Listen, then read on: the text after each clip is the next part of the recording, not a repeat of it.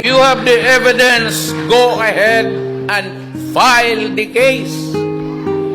Wala akong problema. I can rot in prison for my country. Yan. I am not a Filipino for nothing.